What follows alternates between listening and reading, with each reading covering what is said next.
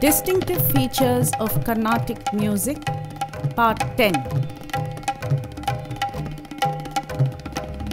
Insignificance of Notation during Performance.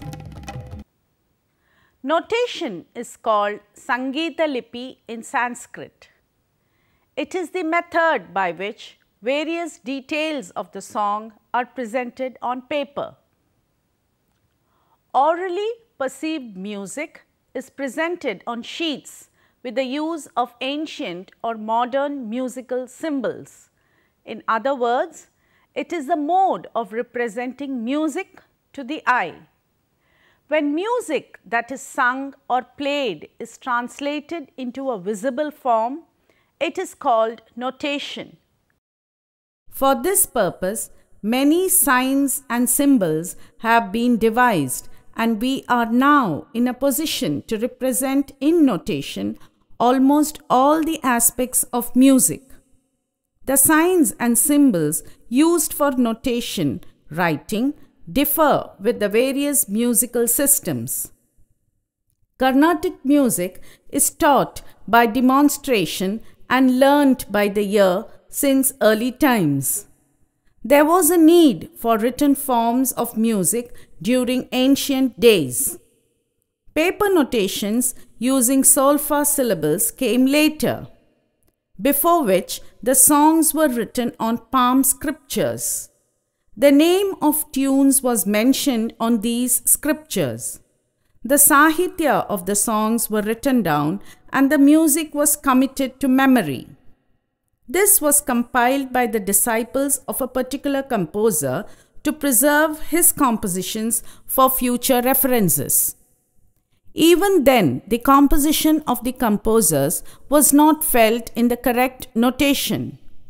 However, this circumstance is responsible for the loss of the original music to some extent of such priceless gems as the Ashtapadis of Jayadeva and to some extent the Thevaram and Tiruvachakam of the Tamil Shaivite saints.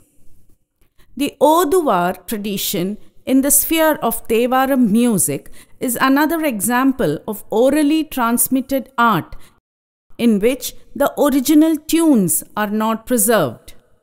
The original tunes of Divya Prabandham are also lost due to the absence of notation writing. Contrary to what many people think, notation is not a new concept to Indian music. In fact, even the Vedas, though orally transmitted, were written with notation. The ancient book Sangeeta Ratnakara by Saranga Deva had swara notations. He uses the dot, short and long letters to indicate 1 unit and 2 units, etc. Hence, there is evidence to prove that even during the medieval period, the habit of writing notation for compositions existed. But this habit was not followed by all. The idea of notation was not well received and it continued to be orally transmitted for many centuries.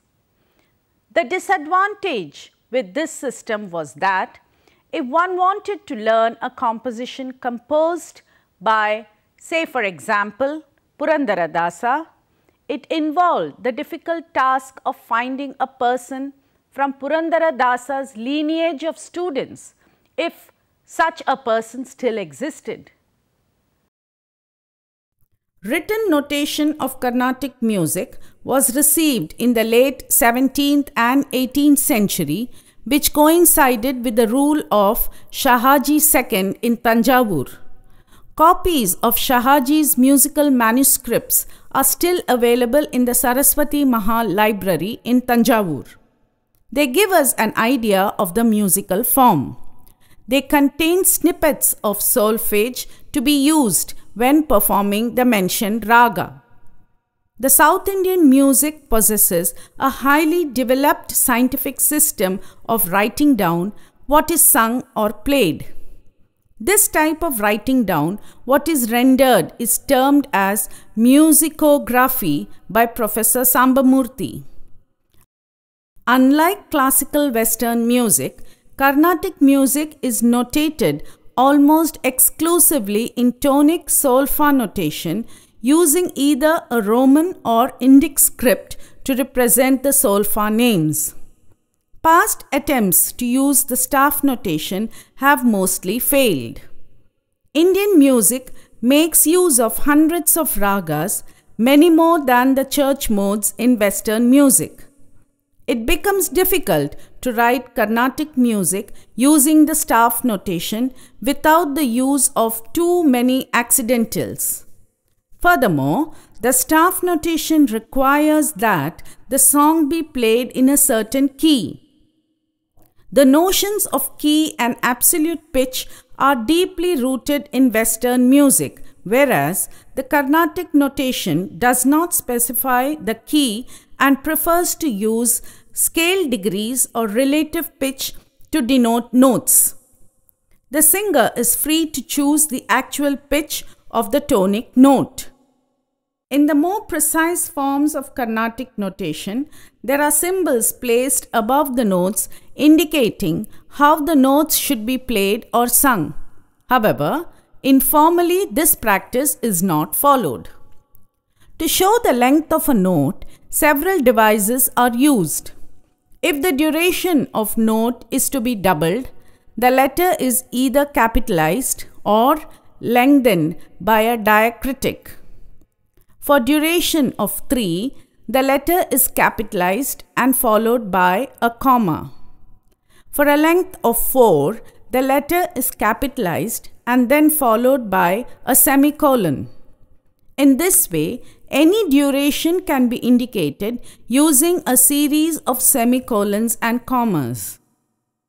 However, a simpler notation has evolved which does not use semicolons and capitalization but rather indicates all extensions of notes using a corresponding number of commas. Thus, sa, quadrupled in length, would be denoted as S followed by 3 commas.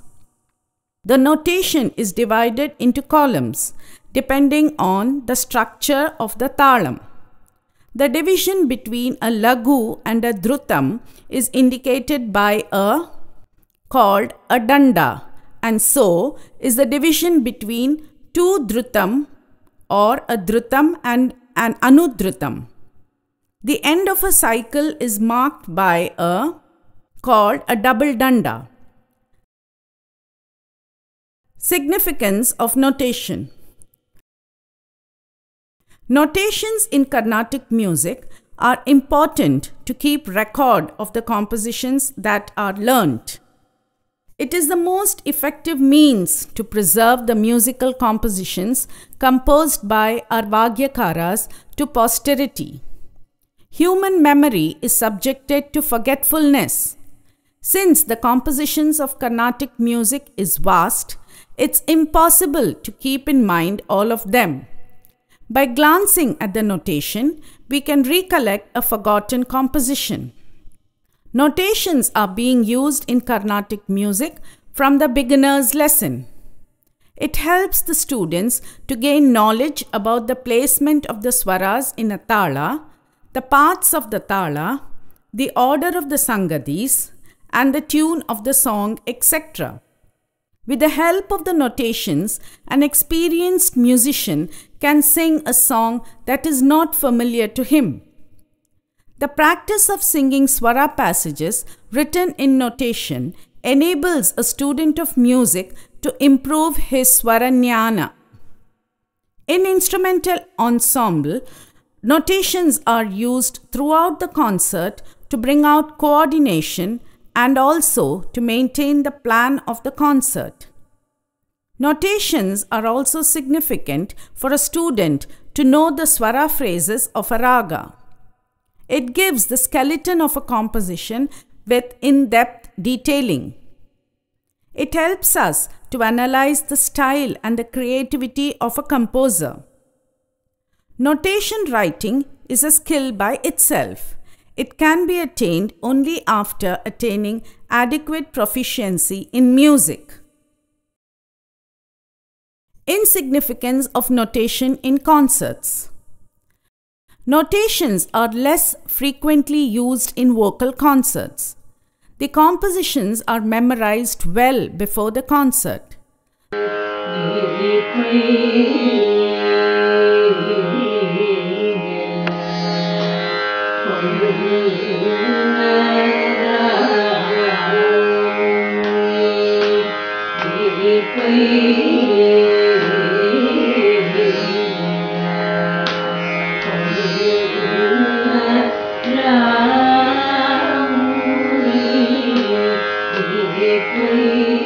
The microtones, quarter tones, and the subtle nuances of Carnatic music are perceived only if a student learns directly from a guru.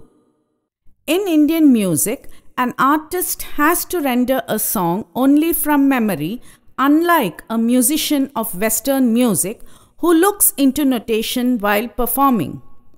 In Kalpita Sangeetam, the notations can be framed for all the compositions, whereas Manodharma Sangeetam does not permit notations. The rendition of Manodharma aspects such as Alapana, Niraval, Kalpana Swara, etc. should be purely extempore. These should not be memorized or written on sheets and rendered. Hence, notation loses its importance in Carnatic concerts, which is purely extempore. Insignificance of notation for beginners of music. Notation will not be of much use to a beginner who has just started his musical training. Initial music training is fully based on oral means. The student listens and learns from the guru.